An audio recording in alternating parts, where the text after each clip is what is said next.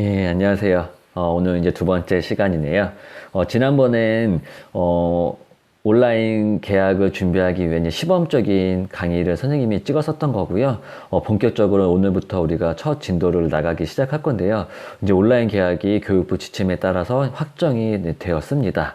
그래서 이제 선생님도 이제 화학원 수업에 대한 준비를 조금 더 이제 열심히 해야 될 것 같다라는 생각이 듭니다. 선생님이 깜짝 놀랐었던 건요. 일단 여러분들한테 실제로 수업 시간 안에 진로랑 연관지어서 인포그래픽 활동을 하려고 했었어요. 근데 이제 계약이 늦어지고 있는 상황에서 한번 시범적으로 인포그래픽이라는 진로와 연관지어서 인포그래픽을 제출하라고 이렇게 과제를 내줬었는데요.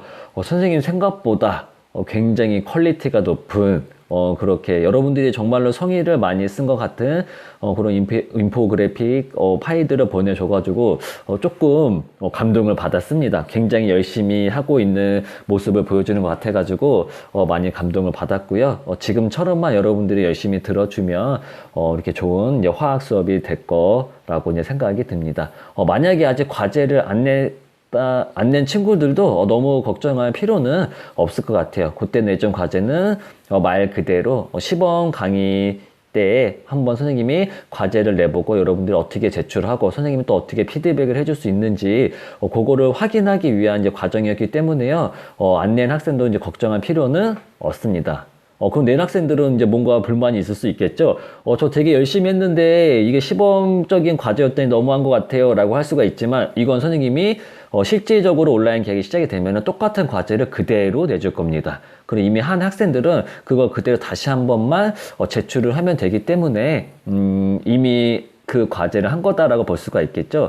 선생님이 좀 과제를 많이 내줄 수가 있어요. 우리가 실제로 오프라인 공간에서 강의를 하고 수업을 하다 보면은 여러분들 조별로 굉장히 좀 다양한 활동도 하고 의미 있는 활동도 하면서 교과 세부 능력 특기사항에 대한 내용을 풍성하게 써줄 수 있는 활동을 할 수가 있을 텐데요.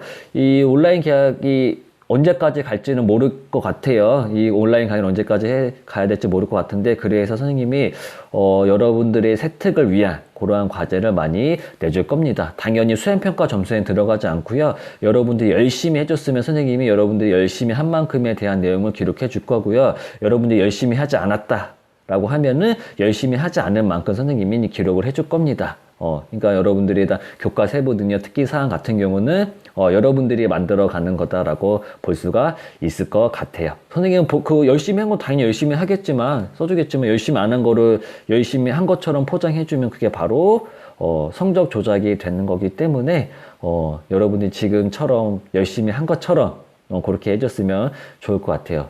또 한 가지 선생님이 여러분들한테 부탁드리고 싶은 건 지금 학교 선생님들이 굉장히 조금 혼란스러워하고 있어요. 요 온라인 계획을 위해서 강의를 만드는 거에 대해서 많이 조금 부담감도 느끼시고 혼란도스러워 하시고 당황스러워 하지만 굉장히 열정적이고 체계적으로 준비를 굉장히 잘하고 계십니다. 그런데 그렇게 많이 노력을 하는데 당연히 처음 하다 보면은 미숙한 점이 많이 있을 수밖에 없을 거라고 선생님도 생각해요. 지금 선생님도 되게 말을 버벅거리면서 하는데 이게 실제 같은 공간에서 있다 보면 이렇게 버벅거림이나 미숙한 점도 뭔가 자연스럽게 느껴질 수가 있겠지만 이렇게 일방적인 쌍방향이 아니라 일방적인 이런 공간에서 이런 게 보여지게 되면은 뭔가 조금 어색하고 부자연스러워 보일 수도 있을 거라고 생각을 해요. 여러분들이 뭐 EBS 강의나 다른 인터넷 강의 같은 거 보면은 그 강사분들이 굉장히 자연스럽고 좀 멋있고 뭔가 정말로 뭔가 이게 도움이 될 것 같다라는 수업에 들게끔 강의를 하는 걸 많이 봤을 거예요. 그거는 근데 어쩔 수 없는 것 같아요. 그 분들이 가지고 있는 기구나 그리고 그런 환경적인 측면이 그분들은 그 강의만 위해서 굉장히 그러한 포커스가 맞춰지는 거고요. 지금은 선생님들이, 모든 선생님들이 그런 거에 대해서 뭐 장비라든지 그런 게 주어지지 않았어요. 초반에는 당연히 미숙할 수밖에 없습니다. 하지만 이것도 뭐 한 차시, 그러면 뭐 두 차시, 세 차시 이렇게 계속 지속적으로 가다 보면요. 좀 더 발전적인 강의를 하기 위해서 학교에서도 노력을 많이 할 거고요. 선생님 스스로도 많이 연구를 할 테니까는 처음에 조금 미숙하다고 어색하다고 너무 조금 실망하지 않았으면 좋을 것 같아요. 여러분들이 열심히 들어주는 만큼 선생님도 수업에 대한 준비를 굉장히 많이 해가지고 해서 실제로 이렇게 오프라인 공간에서 만나는 거 못지않게끔 강의를 열심히 준비하도록 하겠습니다. 지금 앞에 제가 선생님 수업하기 전에 조금 서론이 좀 많이 길긴 하는데요. 또 한 가지만 선생님이 더 말하고 이제 진도를 나가도록 할게요. 지난번에 여러분들 인적 사항이랑 뭐 진로 관련된 사항, 그리고 앞으로 화학에서 기대하는 점, 요거를 한번 봤더니 뭐 재밌는 수업을 해줬으면 좋겠어요. 막 이런 것도 나오고 뭐 새로운 걸 알고 싶어요. 이런 것도 있었고요. 화학이 조금 부족해가지고 조금 더 잘해보고 싶습니다. 이런 친구도 있었고, 또 뭐가 있었냐면은, 그런 식이 좀 많았었던 것 같아요. 뭐 특히 선생님이 생각했던 것처럼 요 양적 관계에 대한 게 너무 부족해서 그러한 문제풀이 선생님의 스킬을 좀 배워보고 싶습니다. 그 학생은 정말 선생님을 잘 만난 거예요. 선생님이 또 이제 수업을 하면서 제일 자신 있는 부분이 양적 관계랑 중합하는 문제 풀이해주는 선생님도 굉장히 좋아합니다. 그래서 그거에 대한 굉장히 다양한 문제를 선생님이 풀어주면서 또 접근하는 법까지 선생님이 굉장히 체계적으로 잘 알려드릴 테니까요. 여러분들이 열심히 들어줬으면 좋겠어요. 열심히 들어줘야 되는데 그래서 유튜브로 들어가서 확인해 보니까는 구글 설문지를 제출한 학생은 한 33명이 되는데 조회수가 10밖에 안 돼요. 거기에 선생님이 한번 이게 잘 되나 안 되나 확인한 게 한 4, 5번 됐는데 그렇게 따지면은 5명도 안 들은 거예요. 선생님이 앞으로 매 강의가 끝날 때마다 설문지에서 퀴즈 형식으로 여러분들이 스마트폰에서는 과제를 제출하기 힘들다라고 이렇게 되어 있더라고요. 근데 스마트폰에서는 그래도 설문지는 제출할 수 있게끔 되어 있더라고요. 그래서 설문지를 통해서 문제 풀어서 거기에 점수를 받아가지고 피드백 해주는 그런 활동도 할 거고요. 그러기 위해서는 여러분들이 좀 강의를 들어줬으면 좋겠어요. 그리고 강의를 들은 학생이나 안 들은 학생이나 분명히 차이가 나게끔 평가를 하도록 선생님이 준비를 할 겁니다. 선생님 저 그 내용을 다 알고 있어요. 저 이미 화학원은 다 배웠기 때문에 선생님의 수업은 그렇게 필요하지 않을 것 같아요. 분명히 이런 학생도 있을 수가 있어요. 근데 이거는 학교 정규 수업이랑 똑같은 겁니다. 그런 학생은 만약에 선생님 저 화학원 수업 화학원 내용 다 알아요. 선생님 수업 시간에 안 들으려 이거랑 똑같아요. 그래서 웬만하면 여러분들이 선생님 수업을 같이 들어줬으면 좋겠어요. 그래야지 나중에 우리가 만났을 때 조금 더 처음 만나지만은 어색하지 않고 그러한 상태로 재미나게 수업을 할 수가 있을 것 같습니다. 그리고 아직 오리엔테이션 강의를 보지 못한 학생들은 선생님이 지금 약간 좀 걱정스러운 게 선생님 판서를 굉장히 많이 하는 스타일이에요. 문제를 많이 풀어주고 많은 예를 들어주기 때문에 판서를 굉장히 많이 하는 스타일인데 이 태블릿에다가 선생님 펜으로 쓰다 보니까 가뜩이나 글씨를 못 쓰는데 조금 더 못 쓰는 것처럼 보이더라고요. 혹시나 여러분들이 보다가 불편할 수가 있어요. 선생님 근데 글씨가 너무 못 써서 좀 보기가 불편해요. 이러한 강의에 대한 불만 사항이 있으면요.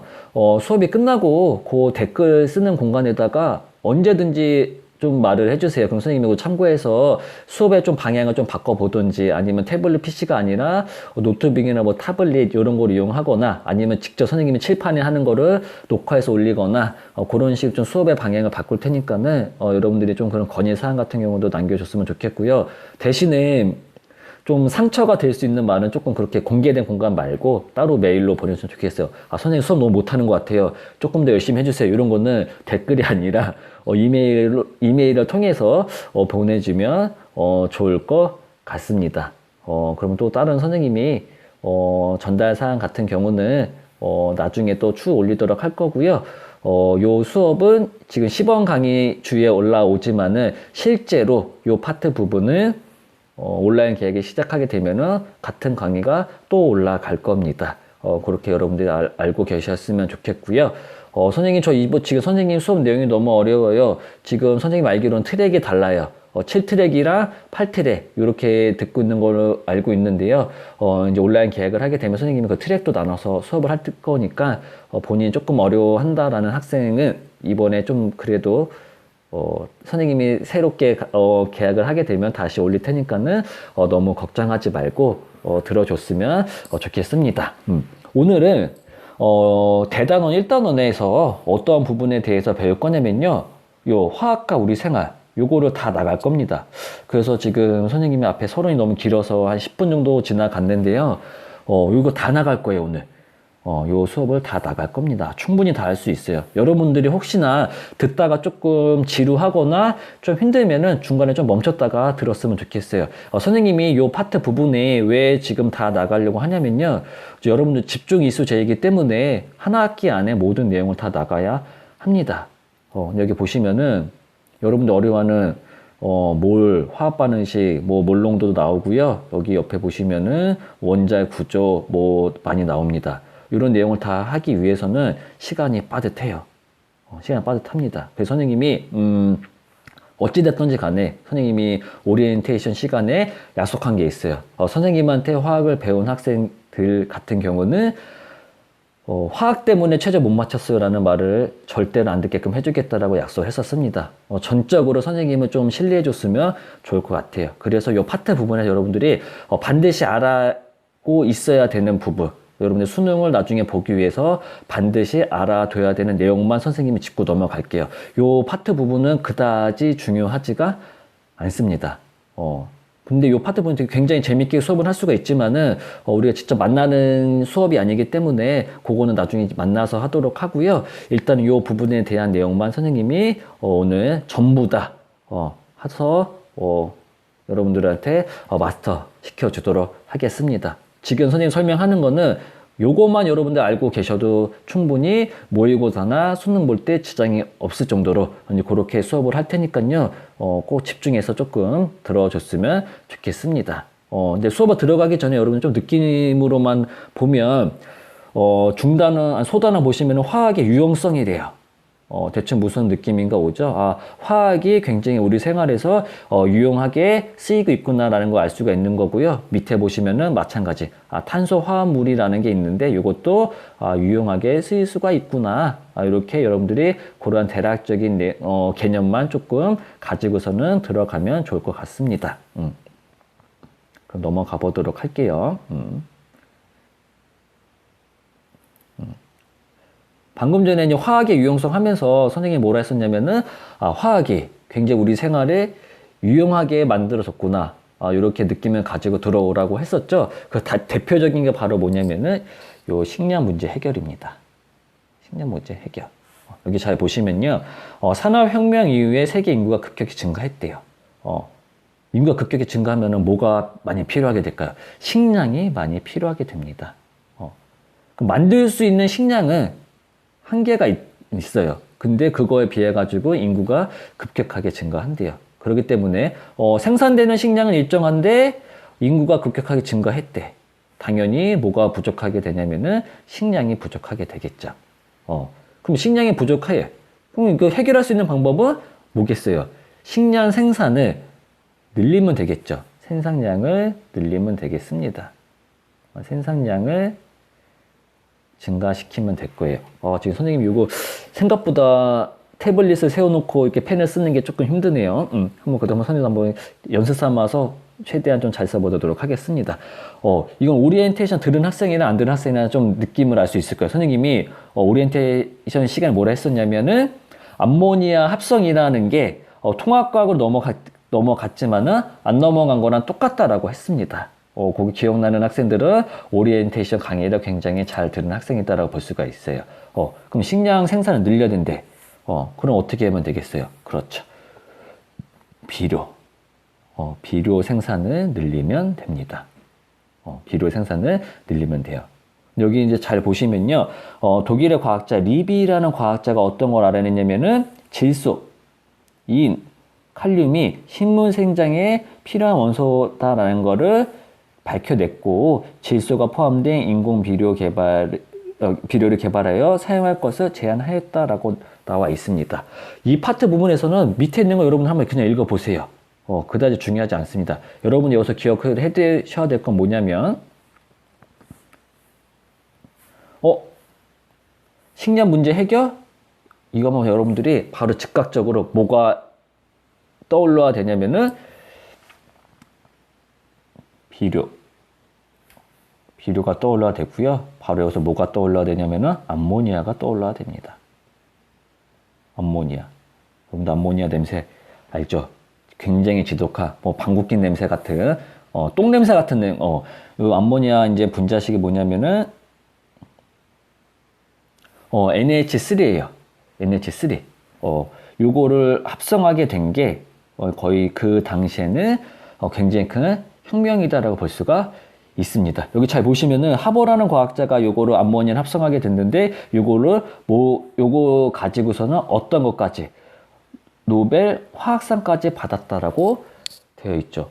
선생님 그 냄새 지독한 요 암모니아를 만든 게 노벨 화학상을 받을 만큼 대단한 건가요? 네, 굉장히 대단합니다. 잘 봅시다.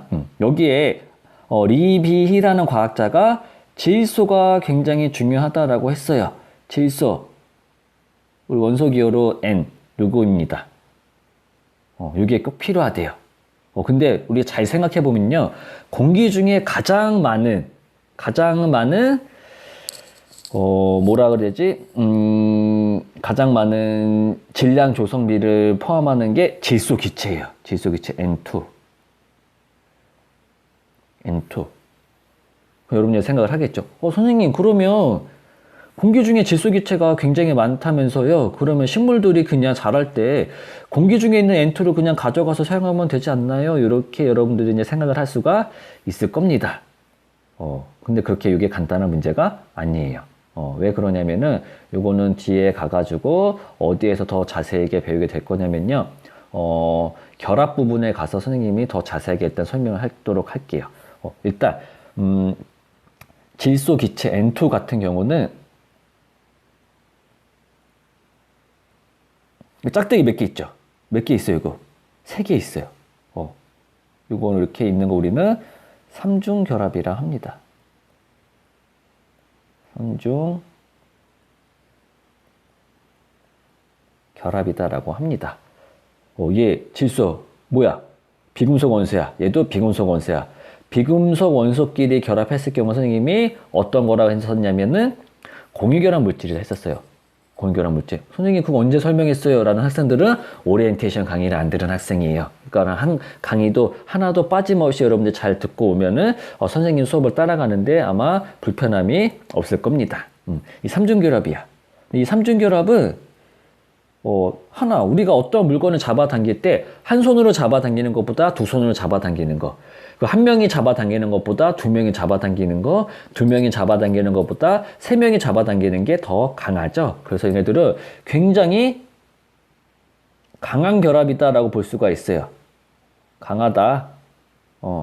강하기 때문에 이 결합을 끊기가 어렵습니다. 그래서 우리가 얘네들을 또 상대적으로 어떻게 표현을 할 수가 있냐면요. 안정하다라고 볼 수가 있어요. 그래서 이 결합을 끊기가 굉장히 어려워요. 그래서 근데 우리가 식물들이 필요한 거는 이 N2인 상태가 아니라 얘네들을 독립적으로 사용할 수가 있어야 돼요. 얘네들이 이렇게 N으로 되어 있어서 얘네들을 직접적으로 사용해야지 이 상태로는 사용하기가 힘듭니다. 이 상태로만 되어야지 이제 사용이 가능하다. 이렇게 여러분들이 이해를 하시면 될 것 같아요. 그러면 선생님, 왜 그러면 이 NH3라는 게 어떻게 사용할 수가 있나요? 이제 이렇게 여러분들 이제 생각을 할 수가 있겠죠. 그러면 요거는 선생님이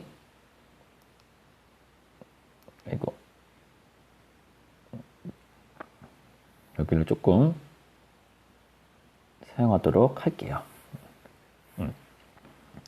일단 이 하버라는 과학자가 이 질소 기체에서 어떻게 이 질소 기체를 좀 우리가 사용하기 쉽게 바꿀 수 있을까라는 고민을 하다가 얘네들을 수소 기체랑 그리고 여기다가 고온, 고압, 그러니까 높은 온도랑 높은 압력. 그리고 얘네들을 여기다가 촉매를 작용시켜줘가지고 NH3라는 암모니아 합성에 성공을 합니다. 얘는 이제 화학 반응식을 한번 좀 더 완성시켜 보면은 이러한 상태가 된다라고 볼 수가 있어요. 이 상태는 질소가 3중 결합을 가지고 있는 상태인데, 이 상태는 선생님 얘네가 구조가 이게 왜 이렇게 돼요? 이거 선생님이 나중에 다 설명을 할 겁니다. 너무 걱정하지 마시고요. 이러한 구조 상태가 됩니다. 그러면 얘는 차이점이 있죠. 여기서는 질소가 질소끼리 3중 결합, 하나, 둘, 세 개, 3중 결합을 하고 있었는데, 여기서는 봅시다. 질소랑 수소랑, 뭐야, 막대기 몇 개 있어? 하나. 이런 걸로 단일 결합이다라고 해요. 요 단일 결합, 요 단일 결합, 요 단일 결합. 그럼 얘네들이, 여기선 끊기가 어렵다라고 했었죠. 선생님이. 얘네들을 결합이 끊어뜨리기가 얘보다는 쉽습니다. 그래서 얘로 됐었을 때, 이 질소를 독립적으로 빼내오기가 편하다. 이렇게 여러분들이 이제 생각을 하고 계시면 될 것 같아요. 여기서 여러분들 질문할 게 하나 생길 수도 있죠. 선생님, 그 독한 암모니아를 비료로 쓰면 독성 때문에 다 죽지 않을까요? 예, 맞아요. 그래서 얘네들을 NH3를 그대로 사용하지 못하고요. 얘네들을 변환시켜줘야 돼요. 얘네들을 변환시켜줘야 되는데, 가장 많이 변환시켜주는 게 요소예요. 요소. 우리가 우레아라고도 하는데요. 요소. 이러한, 뭔가 선생님이 뭔가 이렇게 화학 구조식을 쓰다 보니까 뭔가 우리 화학을 배우는 것 같죠. 이런 식으로, 이러한 형태로 얘를 변형시켜 줍니다. 이런 식으로 우리가 어떤 걸 할 수가 있냐면요. 비료 생산에 들어갔다. 그렇게 여러분들이 기억을 하고 계시면 될 것 같아요. 이 정도까지는 여러분들이 지금 잘 따라올 거다라고 이제 생각을 합니다. 그래서 여러분들은 이 식량 문제 해결. 여기서 여러분들이 어떤 거? 암모니아만 기억하시면 돼요. 암모니아 합성.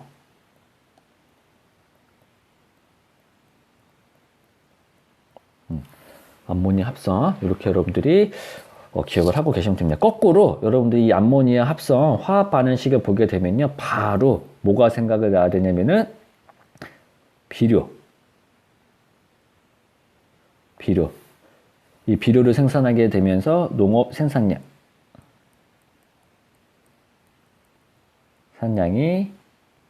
증가됐고, 이 농업 생산량이 증가됐기 때문에 이 식량 문제가 해결됐다. 이것만 여러분이 기억을 하고 계시면 될 것 같습니다. 이제 생각보다 시간이 조금 강의하는 시간 오래 걸리긴 하는데요. 선생님은 일단은 계속 다이렉트로 처음에 말했었던 것처럼 이 단원을 이 화학의 유형성 다 끝낼 건데요. 좀 걱정되네요. 여러분들이 이게 9시부터 11시까지 수업을 듣는 걸로 시간표가 되어 있을 텐데 2시간 안에 여러분들이 들을 수는 있겠지만은 과연 그때까지 집중 있게 들을 수 있을지는 좀 의문이에요. 그래서 좀 힘들면 일시정지하고 계속 안 듣지 말고 선생님도 힘들게 이렇게 만든 거니까 좀 들어줬으면 좋겠습니다. 두 번째 보시면은 의류 문제 해결. 그 전까지는 우리가 천연 섬유, 모카에서 이제 우리가 이제 천연 섬유로만 옷을 만들다 보니까는 한계가 있죠. 재료에 한계가 있다라고 이제 보시면 됩니다. 그래서 이제 그래서 만들어진 게 어떤 거냐면요. 아마 나일론 많이 들어봤을 거예요. 스타킹에도 많이 쓰이고요. 그리고 요즘에 뭐 등산 소재, 뭐 고어텍스 이런 데 쓰이는 것도 이제 나일론이 좀 주 소재가 되기도 합니다. 그럼 이게 이제 왜 의류 문제를 해결했느냐? 일단은 천연이 아니라 우리가 합성해서 만들 수 있다라는 점에서 의류 문제를 해결했다라고 볼 수가 있습니다. 요거는 그냥 나일론이라는 애들이 만들어지면서 의류 문제 해결했다. 근데 이 나일론의 단점도 있어요. 보통 천연 섬유는 흡습성이 좋습니다. 대신에 질기지 않아서 쉽게 닳고 대량 생산이 어려웠다. 그러니까 우리 어떤 걸로 생각하시면 되냐면요. 양말, 면 양말, 땀 흡수 잘하지만 빵꾸가 잘 나요. 근데 이제 스타킹 같은 경우는 땀 흡수를 잘 못합니다. 대신에 이게 올이 나간다고 하는 것 같은데, 그런 경우만 아니면은 이게 약간 좀 탄력성도 있어가지고, 좀 질기다라고 이제 볼 수가 있어요. 좀 어느 정도 이제 강도가 있다라고 이제 볼 수가 있습니다. 얘네들의 단점의 그 반대다라고 보시면 돼요. 그러니까 면섬유 같은 경우는 흡수성이 좋지만은 쉽게 닿는다. 근데 나일론 같은 경우는 흡수성은 안 좋아.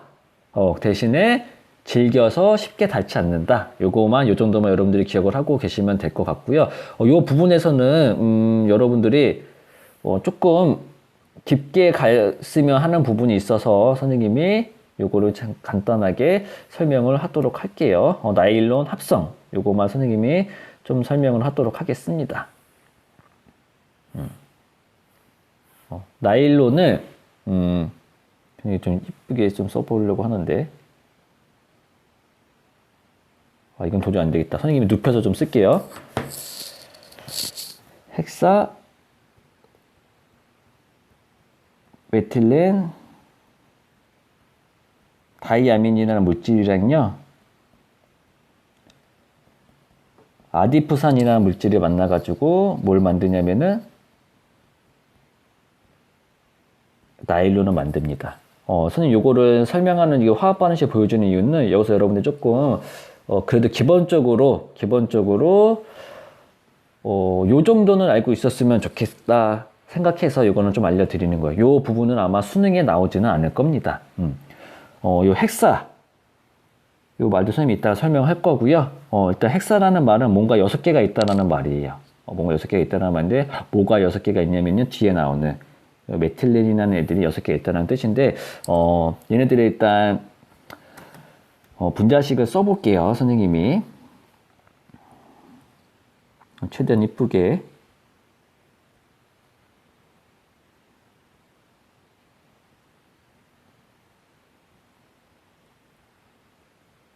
그래도 이렇게 눕혔으니까 글씨가 아까보다는 좀 낫네요.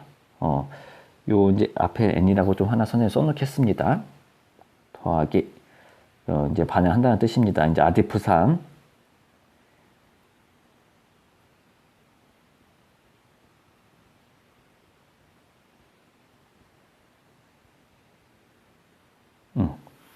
이 왼쪽에 있는 게 헥사메틸렌 다이아민이고요. 오른쪽에 있는 게 아디프산입니다. 오늘 잘 보셔야 돼요.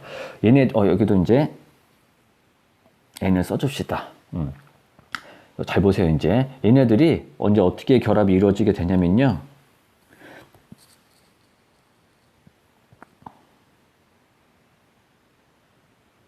이렇게 결합이 일어납니다. 얘네들이 빠져나가게 돼요. H, OH, 이제 뭐 느낌이 뭐가 만들어지는 것 같아? H2O가 만들어지죠. 맞아요. 이 두 개가 만들어지면은 H2O가 빠져나갑니다. 이러한 반응을 우리 뭐라 부르냐면은 축합 반응인데 그 중에서도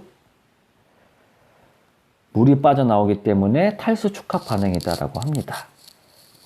여러분들 약간 뭔지 아시겠죠? 탈수 축합 반응이라 합니다. 요거에 대해서는 선생님 해줄 말이 더 많은데, 그거는 좀 더 만나서 우리가 선생님이 더 자세하게 해주도록 하겠습니다.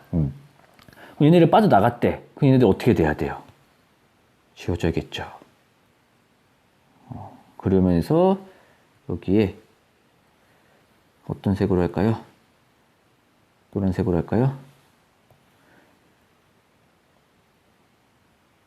새로운 결합이 생기게 됩니다.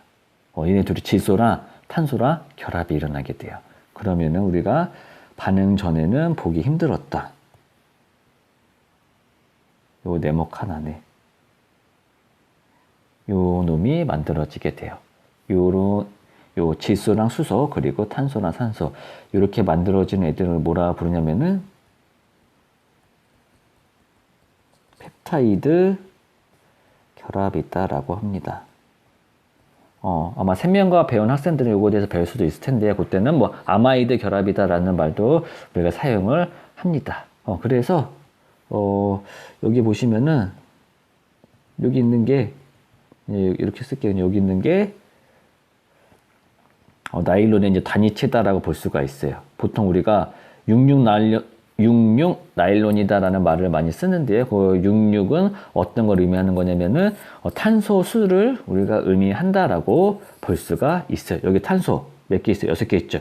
여기 탄소 몇 개 있어요? 4개 있는데 양쪽에 하나씩 총 6개 있죠. 그래서 탄소가 6개 있고 여기서 탄소가 6개 있고 그래서 우리는 66 나일론이다 라는 말을 많이 쓰게 됩니다. 이제 판서가 끝났기 때문에 다시 이제 태블릿을 세웠습니다. 요거는 여러분들이 조금 알아두셨으면 좋겠어요. 이제 꺼버립시다. 그래서 우리 문제 해결은 여러분들이 이제 그렇게 알아두시면 될 것 같아요. 여기 하나 옆에 넘어가시면 이건 그다지 중요하진 않는데 합성 섬유. 최초의 합성 섬유는 뭐가 있냐면요. 모브가 있어요, 모브. 우리 모든이 최초가 중요하죠. 그래서 여기서는 뭐 폴리에스터는 이렇게 나오고 있는데 그거보다는 합성 섬유, 그냥 최초의 합성 섬유는 모브다. 요 정도만 여러분들이 기억을 하고 계시면 이제 좋을 것 같습니다. 그 다음에 다음으로 넘어가서 또 화학이 발전되면서 주거 문제 해결됐다. 맨 마지막만 선생님이 볼게요. 강도가 높은 콘크리트가 개발되는 등 새로운 건축 재료가 개발되어 주거 문제를 해결할 수 있었다. 강도가 높은 콘크리트. 이 강도가 높은 콘크리트 주 성분이 철일 겁니다. 철일 거예요. 근데 철이 지구상에서 가장 많은 금속 원소예요. 지구상에서 가장 많은 금속 원소입니다. 근데 철보다 우리가 먼저 사용한 금속은 구리죠, 구리. 구리. 요거는 이제 끓는 점 차이 때문에 이제 그렇게 된 건데요. 녹는 점 차이 때문에 이제 그렇게 된 건데요. 그거는 조금 요거랑 조금 어긋나는 내용이기 때문에 그냥 넘어가도록 할 거고요. 근데 이 철이 많이도 있지만은 반응하는 걸 굉장히 좋아합니다. 여러분 철이 녹슨다 이런 말 많이 들어봤죠? 실제로 철이 산소를 굉장히 좋아해요. 그래서 온전하게 이러한 상태로 존재를 하지를 않아요. 그럼 어떤 상태로 존재하냐? 산화철인 상태로 존재를 합니다. 산화철. 산소를 만난 상태, 이거랑 존재를 합니다. 여기 보시면은 철광석을 코코스, 탄소랑 섞어서 윤광로에 섞어서 가열하면 순수한 철을 얻을 수 있다고 되어 있는데, 이 코코스가 일단 윤광로 속에 들어가게 되면 1차적으로 뭐가 되냐면요, 불완전 연소가 일어나서 일산화탄소가 됩니다. 그 일산화탄소가 이 산화철이랑 만나면서 순수한 철로 나오게 되고, 그 다음에 이제 이산화탄소를 발생시키게 돼요. 이제 화학 반응식은 완성시켜 보면 이렇게 될 거예요. 요 화학 반응식 완성시키는 것도 이제 선생님이랑 나중에 양적 관계 하면서 지겹도록 할 겁니다. 이제 이렇게 보시면은 순수하지 않았던 철이 요 상태는 굉장히 좀 잘 부서집니다. 강도도 별로 약해요. 근데 요놈이랑 만나서 뭐로 바뀌게 되냐면은 순수한 철이 요 상태로 변하게 돼요. 그래서 이제 주거 문제가 해결됐다. 이렇게 여러분들 기억을 하고 계시면 될 것 같아요.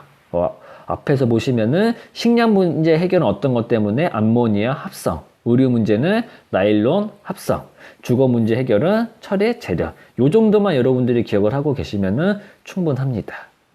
충분합니다. 요 정도까지만 이쪽 부분에서는 하도록 하겠습니다.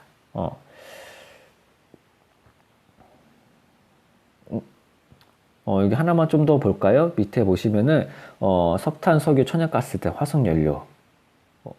여기 뒤에 이제 탄소 화합물 하면서 할 건데요.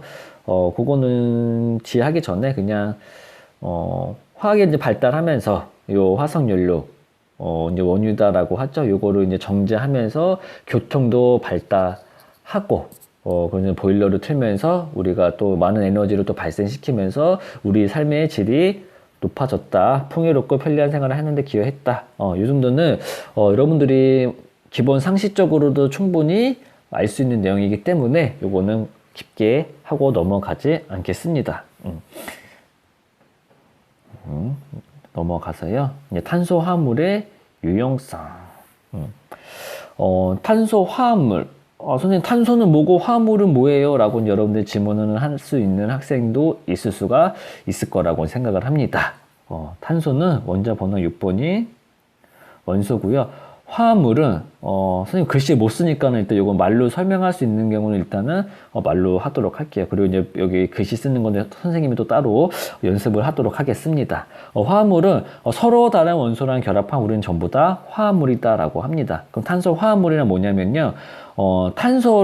탄소가 다른 화합물이랑 결합을 했으면은 그건 전부 다 우리는 탄소 화합물이다라고요. 즉 여러분들이 수업을 듣고 있었을 때 듣는 뭐 스마트폰, 노트북, 여러분들이 입고 있는 옷, 여러분들이 뭐 앉아있는 의자, 여러분들이 덮고 자는 뭐 이불이라고 해야 될까요? 전부 다 탄소 화합물이야. 여러분들이 한번 주변을 딱 살펴봤었을 때 전부 다 99.9%가 탄소 화합물이다라고 볼 수가 있어요. 그래서 우리가 생활할 때 없어서는 안 될 물질이 바로 이 탄소 화합물이기 때문에 우리가 이 탄소 화합물을 배우게 될 겁니다.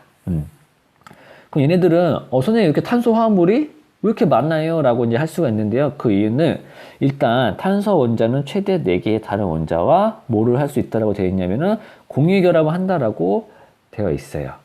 선생님 왜 탄소 원자는 최대 4개의 원자랑 결합할 수 있나요? 이것도 나중에 이제 결합 부분에서 선생님 자세히 설명할 테지만 탄소는 원자과 전자가 4개예요. 지금 선생님 말했던 거는 전자가 4개가 아니라 원자과 전자가 4개다라고 했어요. 원자과 전자가 4개다. 선생님 원자과 전자가 뭐죠? 원자과 전자라는 거는 실질적으로 결합에 참여하는 전자를 말을 합니다. 실질적으로 결합에 참여하는 전자를 말해요. 여기에 요 하나당 다른 애들 하나랑 결합할 수가 있고요. 얘도 이 전자도 다른 애들이랑 결합할 수가 있고 얘도 다른 애들이랑 결합할 수도 있고 얘도 다른 애들이랑 결합할 수가 있어요. 그래서 1번, 2번, 3번, 4번. 아이고 여기 안 써지네. 4번. 그래서 총 4개의 원자랑 결합을 할 수가 있습니다. 그래서 굉장히 다양한 원자랑 결합을 할 수가 있기 때문에 탄소 화합물의 수가 굉장히 많아요. 그리고 또 하나, 탄소는 탄소끼리 단일 결합도 하고요. 이중 결합도 하고요. 이 삼중 결합도 합니다. 그리고 얘네들이 이런 모양으로 된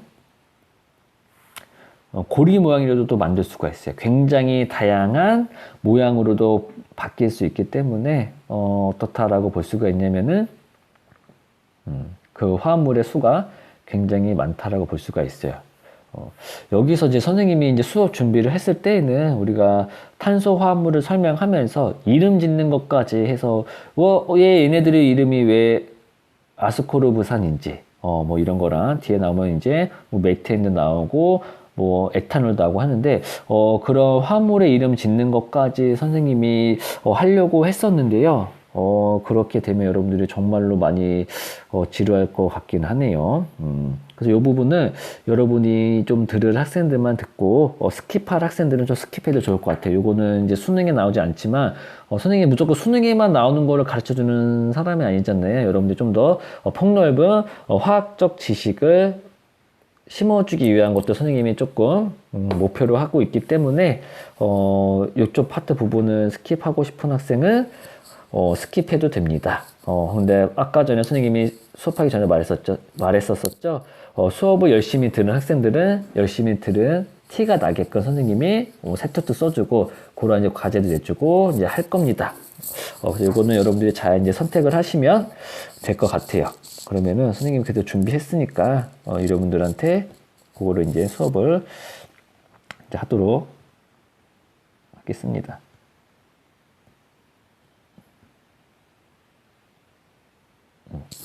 일단 우리가 지금 이 색으로 넣으면 안 되는데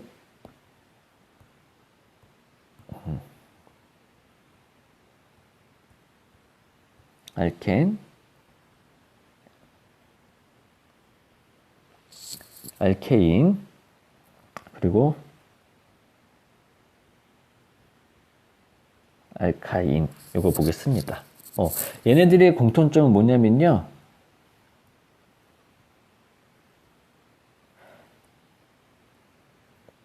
탄소 화물이고요. 그리고 탄화수소예요. 탄소화물 중에서 탄화수소입니다.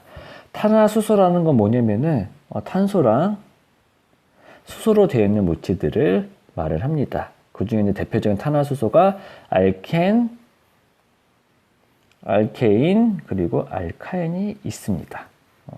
그럼 볼게요. 탄소랑 수소로만 이루어졌기 때문에 얘네들은 다른 거는 있지 않아요. 다른 거 있지를 않습니다. 근데 우리가 얘네들을 보면은, 알켄 같은 경우는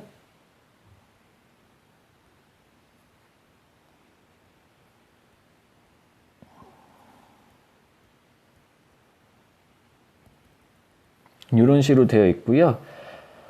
알케인 같은 경우는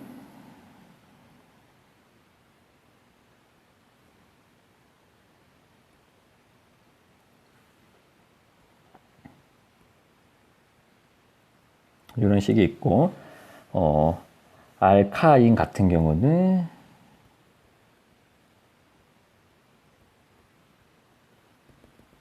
이런 식이 있습니다. 얘네들을 선생님이 지금 다 그리지는 구조도 이제 하나하나씩 이제 그려줄 건데요. 요 파트 부분이 2009 개정 교육과정 안에서는 굉장히 조금 자세하게 다뤄졌었어요. 그리고 좀 뒤에 부분에 있었는데, 2015 개정이 되면서 좀 앞부분으로 이제 넘어왔습니다. 그러면은, 하나씩 한번 알아보도록 할게요. 근데 얘네들은, 알켄 같은 경우는 영어 이름이 이렇게 되고요. 이렇게 되고요. 알케인 같은 경우는 여기 L이 들어가야 돼요. 이렇게 되고, 알카인 같은 경우는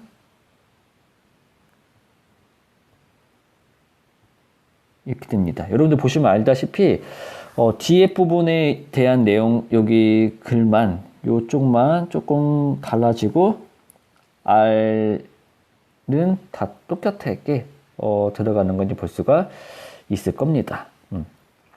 얘네들이 이제 구조를 그리면서 각각의 한번 특징을 알아보도록 하겠습니다. 지금 선생님이 지금 처음이라서 의욕이 넘쳐서 원래 이거는 강의를 조금 나눠서 했어야 되는 부분인데 이게 시범 주간이잖아요. 그래서 이거를 여러분들한테 요 강의를 듣고 나서 문제를 풀어야 될 게 설문지에 있어요. 퀴즈 형식으로. 그걸 받아서 이걸 어떻게 써야 될지 그 데이터를 얻어야 되기 때문에 일단은 이렇게 수업을 조금 길게 가져가게 되는데요. 아마가 아니라 이제 온라인 계약을 하게 되면은 선생님이 적절하게 분배를 하도록 할게요. 좀 길게 해서 조금 미안합니다. 그냥 요 놈부터 가지고 오면 구조가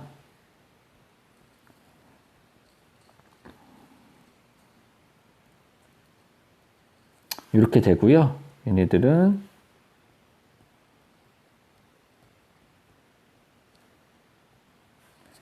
이렇게 됩니다. 지금 선생님이 하면서 느낀 건데, 요거를 선생님이 온라인 계약을 하게 되면 다시 사용을 하려 했었는데 다시 찍어야겠어요. 여러분들 이렇게 하면 너무 이해하기도 힘들고 내용이 너무 한 번에 많이 나가가지고 저 선생님 무슨 말 하는 거야 하나도 모르겠네, 왜 혼자 나가, 이렇게 하는 것 같아서 일단은 찍어서 지금 설명 시작했으니까 안 할 수도 없고 하고서는 요 파트에 대한 내용 선생님이 다시 올릴 테니까는 여러분 너무 걱정하지 마세요. 그럼 얘들 이제 요 세 개로만 선생님이 설명하도록 할게요. 요 지금 탄소가 선생님이 화합물의 종류가 많은 이유는 최대 4개의 원자랑 결합을 할 수가 있다라고 했었죠. 여기 하나, 둘, 셋, 넷. 근데 지금 잘 보시면 얘네들 전부 다 하나, 둘, 셋, 넷, 하나, 둘, 셋, 넷, 다, 일곱.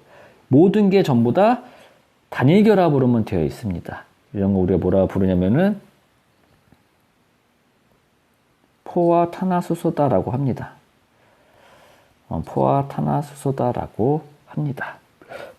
그 애들이 주출성을 찾아보면요. 탄소수가 N개일 때 수소수는 EN 플러스 2다라는 걸 주출성을 찾을 수가 있어요. 이건 우리는 알케인의 일반식이다라고 불러요. 일반식이다라고 부릅니다. 그래서 여러분들이 포화탄화수소라는 개념만 일단 알고 계시면 좋을 것 같아요. 포화탄화수소라는 건 뭐냐면은 탄화수소에서 그 모든 결합이 쉽게 생각하면 모든 결합이 단위 결합으로만 되어 있는 물질이다라고 보시면 될 것 같아요. 뭐 더 정확한 개념은 탄소 사이의 결합이 단위 결합으로 되어 있는 거 이렇게 해도 좋지만 요 놈 같은 경우는 탄소수가 하나 있기 때문에 탄소 원소 사이에서라는 말이 성립이 되지 않죠. 그래서 여러분들 그냥 모든 결합이 단위 결합으로 되어 있는 애들은 우리는 포화탄화수소다라고 부르는구나 이렇게 기억을 하고 계셔도 좋을 것 같습니다. 그 다음에 이제 알케인이랑 알카인이 있는데 요거까지 하기에는 너무 시간이 안 될 것 같아서 그거는 선생님이 약속할게요. 이게 이제 온라인 계약을 하면서 진도를 이제 정상적으로 나가게 될 때 선생님이 요 강의를 처음부터 다시 하도록 하겠습니다. 이게 생각보다 선생님 혼자 이렇게 말하게 되니까는 너무 쭉쭉 나가게 되는 것 같아요. 실제로 여러분들 좀 얼굴 보면서 여러분들 잘 이해하고 있나 이런 걸 보면서 하게 됐으면 조금 더 여러분들 눈높이에 맞춰서 수업을 할 수가 있을 텐데 이게 여러분들이 지금 이 강의를 듣고서는 잘 이해를 하고 있는지 안 하는지 잘 모르는 것 같고 또 선생님 너무 그 내용이 너무 더 깊게 갔으면 좋겠어요. 요걸 선생님 눈빛으로 알 수가 있는데 지금은 그게 아니기 때문에 일단은 탄소 화물에서 탄화수소 이름 짓기는 일단은 스킵하고 그냥 다음 내용으로 넘어가도록 할게요. 벌써 47분이 됐네. 여기서 이게 여러 가지 그냥 여기서는 탄소 화물이 있다. 이 정도만 알아보시면 될 것 같고요. 이제 요 메테인 보시면은 탄소가 하나 있고 수소 몇 개 있어? 4개 있네. 그래서 얘네들은 분자식이 CH4입니다. 여기서는 여러분들이 간단하게 그 탄소화물의 특징 요 정도만 여러분들이 꼭 기억을 하고 가시면 될 것 같아요. 요 파트 부분이 아마 수능에서 맨 첫 페이지 부분에 1, 2, 3, 4, 5 중에서 아마 반드시 하나는 나올 겁니다. 그러면 얘네들을 나중에 굉장히 많이 보게 될 놈이에요. 메테인. 얘네들은 우리가 잘 알고 있다시피 온실기체는 뭐냐? 지구온난화를 일으키는 물질이다라고 볼 수가 있습니다. 메테인은 냄새 색깔이 없으며 물에 거의 녹지 않는다. 얘네는 물에 잘 녹질 않아요. 왜? 얘네들은 무극성 물질입니다. 선생님 갑자기 왜 무극성이 뭐예요? 요것도 나중에 뒤에 가서 설명을 하도록 할 테니까요. 너무 걱정하지 마시고요. 또 얘네들은 연소하게 되면은 이산화탄소랑 물을 생성한다라고 볼 수가 있어요.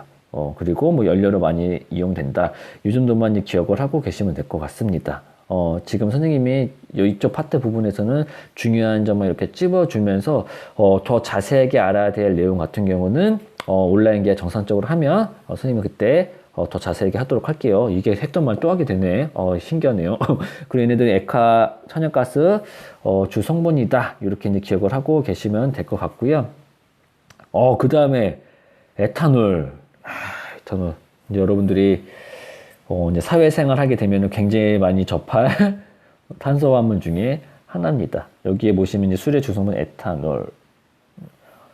선생님, 메탄올은 뭐예요? 라고 할 수 있는데, 메탄올은, 여러분들이, 메탄올 같은 경우 굉장히 좋지 않은 알코올의 종류다라고 볼 수가 있어요. 그건 독성이 굉장히 강합니다. 그래서 메탄올을 먹게 되면은 여러분들이, 그냥 인생에서 빠이 하게 되는 게 돼요.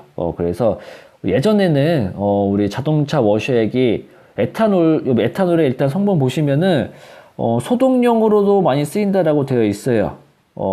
그리고 물에 잘 녹는다. 그래서 얘네들이 소독용 그리고 얘네 세척 요게 많이 돼서 자동차 워셔액 앞에 이제 물 나오는 거기 많이 쓰였었는데요. 이 메탄올 증기가 그대로 차량 안으로 들어오는 문제점이 발생을 합니다. 그러니까 유독 독성이 강한 기체가 차 안에 꽉 찼다라고 보시면 돼요. 그 워셔액을 뿌릴 때마다. 요즘에는 이제 그 워셔액이 다 에탄올로 바뀌긴 했는데, 이거는 그냥 술의 주성분이다라고 볼 수가 있어요. 여기서도 선생님 더 자세하게 해줄 내용이 있지만은, 그것도 마찬가지로, 정상 온라인 계약을 하면 선생님이 더 자세하게 알려주도록 할게요. 일단 여기서는 여러분들이, 에탄올은 소독할 때 많이 쓴다. 그리고 그리고 에탄올, 알코올 램프의 연료입니다. 그 연료 등으로도 우리가 쓸 수가 있다. 위에 보시면 얘도 연료를 사용할 수가 있죠. 메테인도 얘도 어떻게 보시면 되냐면은 연료를 쓸 수가 있다. 이렇게 보시면 될 것 같아요. 어째 선생님이 설명하면서 하나 여러분들한테 말해줄 게 있는데요. 여기 뜨나 안 뜨나 모르겠네. 선생님이 그전에 설명했었을 때 알켄, 그리고 알케인, 알카인 이렇게 나왔었죠. 요거는 약간 그 영어를 어떻게 발음하냐에 따라서 조금 달라지게 돼요. 이게 이렇게 온라인 가니까 이게 좀 불편함이 있네. 요거를 선생님 대학교 때에는 교수님이 알켄을 읽었어요. 알켄. 요거를 뭘 읽었냐면 알케인을 읽었습니다. 교수님마다 다 달라요. 영어 이름은 똑같은데 발음하기가 달라. 이거는 알킨을 읽었었어요. 근데 이 고등학교에서는 통일을 했습니다. 이게 알케인으로 통일했어요. 근데 선생님이 방금 전에 알켄이라고 읽었었죠. 이게 선생님도 대학교 때 그 교수님에 대한 습관이 남아있어서 그렇게 한 거예요. 이건 좀 죄송합니다. 그래서 영어 이름은 똑같지만은 요 한글 이름이 선생님이 아까 요 알케인 같은 경우는 알케니라고 표시한 거는 선생님이 대학교 때 교수님이 그렇게 해서 그 주입식이 됐어요. 그래서 그게 조금 실수하는 실수가 되긴 했는데 한글 이름은 그대로 똑같은 게 맞습니다. 이것도 나중에 정상 계약하게 되면 선생님이 다시 정리해서 설명을 해주도록 하겠습니다. 그다음에 폼알데히드 위에 하나 있거든요. 아세트산. 아세트산은 너무나 잘 알죠. 우리 냉면 먹을 때 식초. 거기에 많이 쓰입니다. 그리고 얘네들은 가장 중요한 게 뭐냐면요. 나중에, 살리실산이랑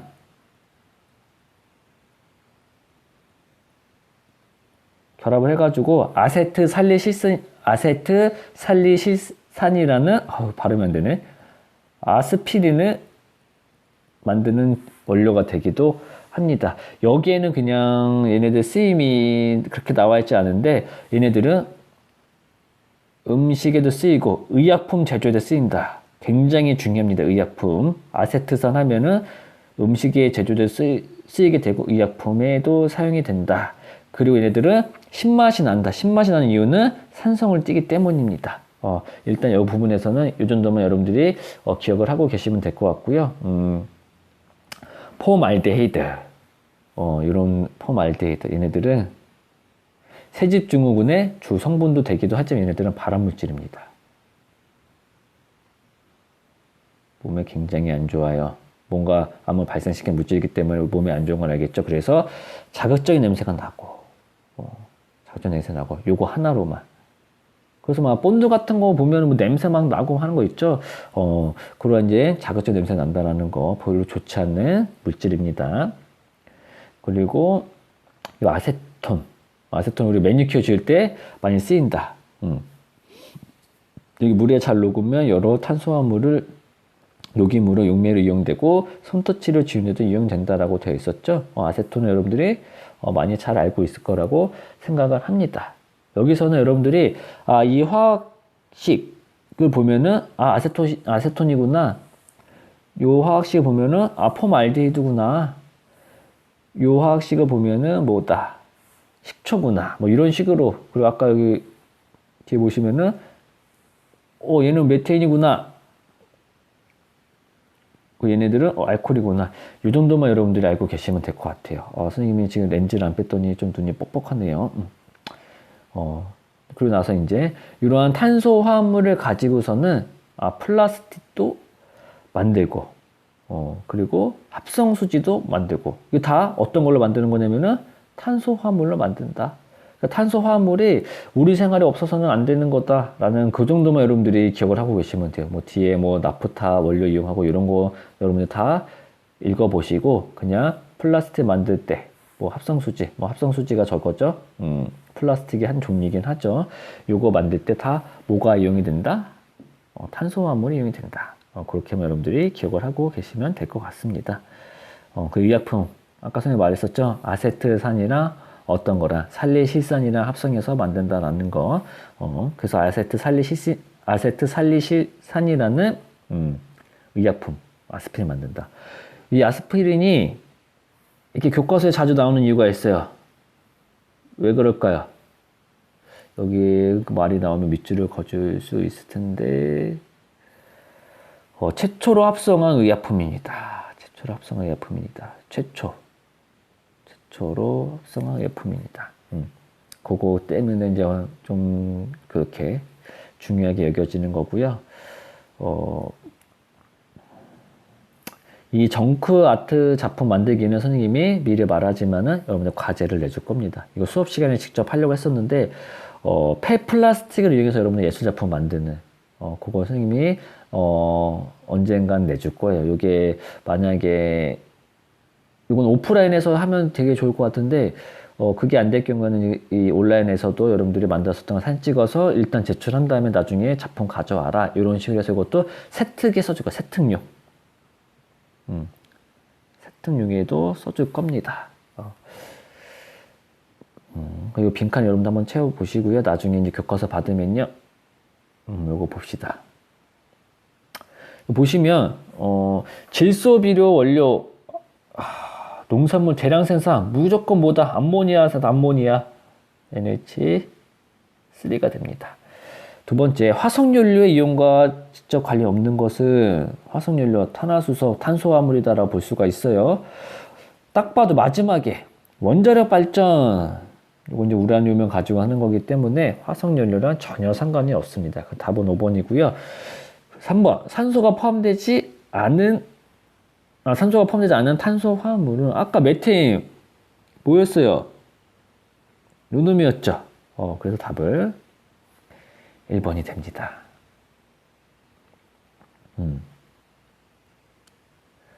봅시다. 메테인. 이거 뭐야? 화학식. CH4야. 에탄올. 화학식 뭐예요? 이거는 C2H4OH입니다. 이거 뭐야? 아세톤이죠. 아세톤. 우리 아까 어떨 때 사용한다 했었나요? 매니큐어 지울 때. 매니큐어 지울 때 뭐라고 써야 될까요? 요 말을 좀 더 이쁘게 한 거를 매니큐어 지운다는 말을 손톱칠 지우는데 이렇게만 써 있네. 손톱칠 지우는데 아이고 넘어갔네. 손톱칠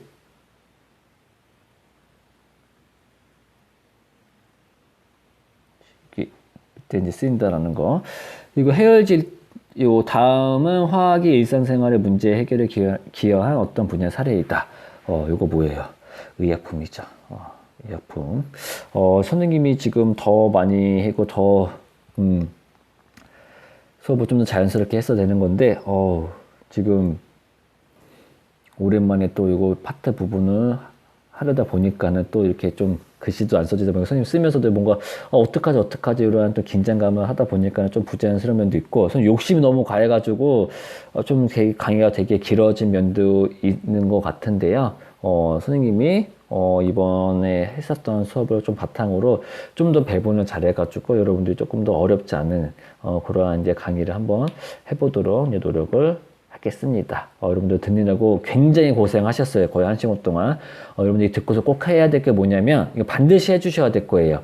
그래야지 여러분들이 나중에 추후에 과제 제출하고 할 때 피해를 안 볼 수가 있습니다. 바로 이제 설문을 선생님이 올려놨을 겁니다. 말이 설문이지 퀴즈예요. 퀴즈. 그거 보시고서 여러분들이 해결을 한 다음에 제출을 해주시면 될 것 같아요. 그럼 여러분들이 그리고 꼭 하나 거기에 이제 설문에도 써 있지만은 학번을 반드시 5자리로 해주세요. 예를 들면 2학년 8반, 3번이다 라고 하면은 20803으로 해야지 맞는 거고요. 2803 하면은 안 됩니다. 얘는 안 돼요. 이렇게 해주시고 해서 여러분들 하면 나중에 엑셀 자료를 딱 받아가지고 깔끔하게 정리할 수가 있어요. 되게 긴 강의 들어주느라고 고생했고요. 이제 다음번에 강의 올라갈 때에는 시범 강의가 아니라 정말로 진짜로 우리가 계약해서 정식 출결로 인정되는 그 강의이기 때문에 선생님이 조금 더 신경 쓰고 좀 필체도 조금 더 연습해가지고 좀 더 효율성 있고 도움이 많이 되는 강의를 제작해 보도록 노력하겠습니다. 고생하셨습니다.